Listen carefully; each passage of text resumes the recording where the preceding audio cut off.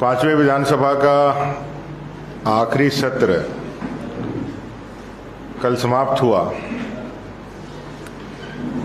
कल माननीय मुख्यमंत्री का आखिरी राजनीतिक भाषण भी हुआ, लेकिन उस पूरे भाषण के दरमियान उन्होंने कई एक झूठ बोले, कई एक झूठे वायदे फिर से किए, कई एक बड़े बड़े बातों के घोषणा करने के बाद भी जमीनी हकीकत को उन्होंने स्वीकार नहीं करते हुए लॉ एंड ऑर्डर पर कुछ भी नहीं कहा। झारखंड के कानून व्यवस्था पर उन्होंने एक शब्द भी अपने पूरे भाषण के दरमियान नहीं किया, एक वक्तव्य नहीं रखा।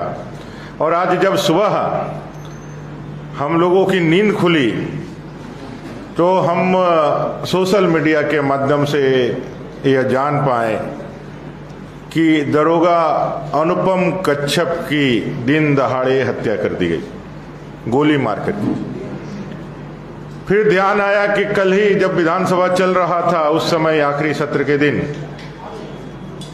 एक अधिवक्ता गोपी कृष्ण को उनके घर के मोहल्ले में चाकू गोद करके मार दिया। थोड़ा सा दिन आगे बढ़ा, आज तो एक और दुखदाई खबर आई। वेद प्रकाश जी, जो पूर्व पार्षद धुरवा के थे, जिनके इलाज की व्यवस्था भारतीय जनता पार्टी ने कराई थी, यहाँ से एम्स से रेफर कराया था, उनकी भी निधन हो गई। ये झारखंड के 3 क्षेत्रों के 3 बड़े लोगों, ये कोई आम नागरिक नहीं, आम नागरिक तो इस सरकार के लिए कीड़े मकोड़े जैसे हैं। उनके जीवन का, उनके अस्तित्व का तो कोई मोल झारखंड मुक्ति मोर्चा और कांग्रेस के लिए है ही नहीं। एक तो सरकार का वर्दी पहना हुआ दरोगा अनुपम कच्छप, दूसरा कानून की रक्षा करने के लिए न्यायालय में पैरवी करने वाला एक अधिवक्ता, और तीसरा जनप्रतिनिधि।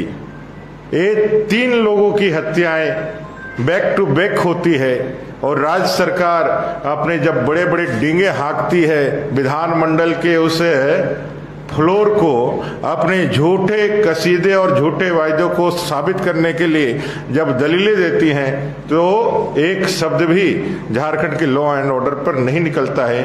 ये साफ दिखलाता है कि वर्तमान की सरकार के संरक्षण में ही ये सारी घटनाएं घटित हो रही है और इनको उनका ही संवर्धन भी प्राप्त है, उनका संरक्षण भी प्राप्त है। पूरे झारखंड प्रदेश में लगभग 7,000 महिलाओं के साथ दुष्कर्म की घटनाएं। ये कौन महिलाएं हैं?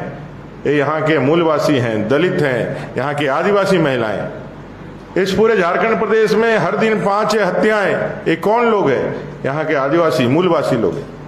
यहाँ कानून व्यवस्था के नाम पर धज्जियां उड़ाई जा रही है। पुलिस से आदिवासी संगठन के कार्यकर्ताओं को, आदिवासी नेताओं को, आदिवासी छात्रों को पिटवाया जा रहा है। किस लिए? कहें कि घुसपैठियों को उनको और प्रबल सुरक्षा देना है, उनको और तुष्टिकरण की राजनीति को धार देना है। इसलिए झारखंड के पूरे कानून व्यवस्था को इन्होंने ताक पे रख दिया है और यहाँ कोई सुरक्षित नहीं है। अब तो लोग कहने लगे हैं कि हमारा और हमारे प्रियजनों का जीवन कैसे इस अत्याचारी भ्रष्टाचारी सरकार से बचे, इसके लिए वो दिन रात भगवान से प्रार्थना कर रहे हैं कि किसी तरह से ये 1-2 महीने का जो समय है वो निकल जाए और ये सरकार यहाँ से जनता तो उखाड़ फेंकने वाली है। ये जितने जल्दी यहाँ से यदि हम इनसे मुक्ति पाएं, उतना ही ज्यादा भला इस झारखंड का होगा, झारखंडियों का होगा। बहुत धन्यवाद।